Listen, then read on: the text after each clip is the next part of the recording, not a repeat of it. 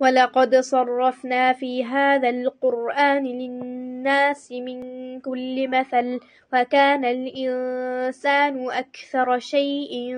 جدلا وما منع الناس أن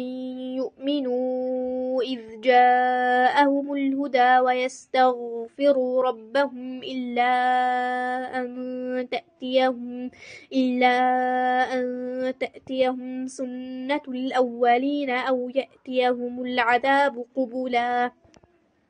وما نرسل المرسلين إلا مبشرين ومنذرين ويجادل الذين كفروا بالباطل ليدحضوا به الحق واتخذوا آياتي وما أنذروا هزوا ومن أظلم ممن ذكر بآيات ربه فأعرض عنها ونسي ما قدمت يداه إنا جعلنا على قلوبهم أكنة أن يفقهوه وفي آذانهم وقرا وإن تدعهم إلى الهدى فلن يهتدوا إذا أبدا وربك الغفور ذو الرحمة